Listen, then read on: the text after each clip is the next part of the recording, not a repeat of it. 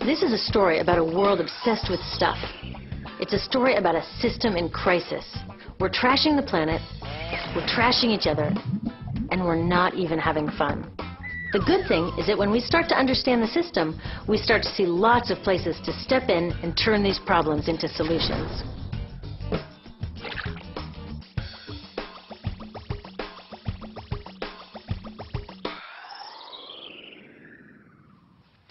One of the problems with trying to use less stuff is that sometimes we feel like we really need it. What if you live in a city like, say, Cleveland, and you want a glass of water? Are you going to take your chances and get it from the city tap? Or should you reach for a bottle of water that comes from the pristine rainforest of Fiji? Well, Fiji brand water thought the answer to this question was obvious, so they built a whole ad campaign around it. It turned out to be one of the dumbest moves in advertising history. You see, the city of Cleveland didn't like being the butt of Fiji's jokes, so they did some tests, and guess what? These tests showed a glass of Fiji water is lower quality, it loses taste tests against Cleveland tap, and costs thousands of times more. This story is typical of what happens when you test bottled water against tap water. Is it cleaner? Sometimes, sometimes not. In many ways, bottled water is less regulated than tap. Is it tastier? In taste tests across the country, people consistently choose tap over bottled water. These bottled water companies say they're just meeting consumer demand. But who would demand a less sustainable, less tasty, way more expensive product, especially one you can get for almost free in your kitchen? Bottled water costs about 2,000 times more than tap water. Can you imagine paying 2,000 times the price of anything else? How about a $10,000 sandwich? Yet people in the U.S. buy more than 500 million bottles of water every week. That is enough to circle the globe more than 5 times. How did this come to be? Well, it all goes back to how our materials economy works, and one of its key drivers, which is known as manufactured demand. If companies want to keep growing, they have to keep selling more and more stuff. In the 1970s, giant soft drink companies got worried as they saw their growth projections starting to level off. There's only so much soda a person can drink. Plus, it wouldn't be long before people began realizing soda is not that healthy and turned back to, gasp, drinking tap water. Well, the companies found their next big idea in a silly designer product that most people laughed off as a passing yuppie fad. Water is free, people said back then. What will they sell us next? Air? So how do you get people to buy this fringe product? Simple. You manufacture demand. How do you do that? Well, imagine you're in charge of a bottled water company. Since people aren't lining up to trade their hard-earned money for your unnecessary product, you make them feel scared and insecure if they don't have it. And that's exactly what the bottled water industry did. One of their first marketing tactics was to scare people about tap water with ads like Fiji's Cleveland campaign. When we're done, one top water executive said, tap water will be relegated to showers and washing dishes. Next, you hide the reality of your product behind images of pure fantasy. Have you ever noticed how bottled water tries to seduce us with pictures of mountain streams and pristine nature?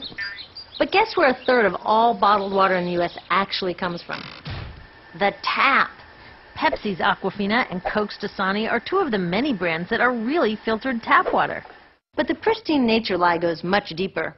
In a recent full-page ad, Nestle said, bottled water is the most environmentally responsible consumer product in the world. What? They are trashing the environment all along the product's life cycle. Exactly how is that environmentally responsible? The problems start here with extraction and production, where oil is used to make water bottles. Each year, making the plastic water bottles used in the U.S. takes enough oil and energy to fuel 1 million cars. All that energy spent to make the bottle, even more to ship it around the planet, and then we drink it in about 2 minutes? That brings us to the big problem at the other end of the life cycle, disposal. What happens to all these bottles when we're done? 80% end up in landfills, where they will sit for thousands of years, or in incinerators, where they are burned, releasing toxic pollution. The rest gets collected for recycling. I was curious about where the plastic bottles that I put in the recycling bins go.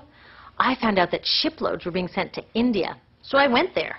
I will never forget riding over a hill outside Madras, where I came face to face with a mountain of plastic bottles from California. Now, real recycling would turn these bottles back into bottles. But that wasn't what was happening here. Instead, these bottles were slated to be downcycled, which means turning them into lower quality products that would just be chucked later.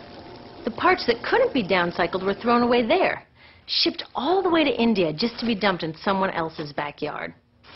If bottled water companies want to use mountains on their labels, it would be more accurate to show one of these mountains of plastic waste.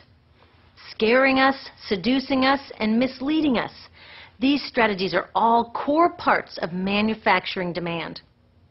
Once they've manufactured all this demand, creating a new multi-billion-dollar market, they defend it by beating out the competition. But in this case, the competition is our basic human right to clean, safe drinking water. Pepsi's vice chairman publicly said, "The biggest enemy is tap water." They want us to think it's dirty and bottled water is the best alternative. In many places, public water is polluted, thanks to polluting industries like the plastic bottle industry. And these bottled water guys are all too happy to offer their expensive solutions, which keep us hooked on their products. It is time we took back the tap. That starts with making a personal commitment to not buy or drink bottled water unless the water in your community is truly unhealthy. Yes, it takes a bit of foresight to grab a reusable bottle on the way out, but I think we can handle it. Then take the next step. Join a campaign that's working for real solutions, like demanding investment in clean tap water for all. In the U.S., tap water is underfunded by $24 billion, partly because people believe drinking water only comes from a bottle. Around the world, 1 billion people don't have access to clean water right now. Yet cities all over are spending millions of dollars to deal with all the plastic bottles we throw out. What if that money was spent improving our water systems, or better yet, preventing pollution to begin with? There are many more things we can do to solve this problem. Lobby your city officials to bring back drinking fountains. Work to ban the purchase of bottled water by your school, your organization, or entire city. This is a huge opportunity for millions of people to wake up and protect our wallets, our health, and the planet. The good news is it's already started. Bottled water sales have begun to drop while business is booming for safe, refillable water bottles. Yay! Restaurants are proudly serving tap, and people are choosing to pocket the hundreds or thousands of dollars they would otherwise be wasting on bottled water. Carrying bottled water is on its way to being as cool as smoking while pregnant. We know better now. The bottled water industry is getting worried because the jig is up. We are not buying into their manufactured demand anymore. We will choose our own demands, thank you very much, and we're demanding clean, safe water for all.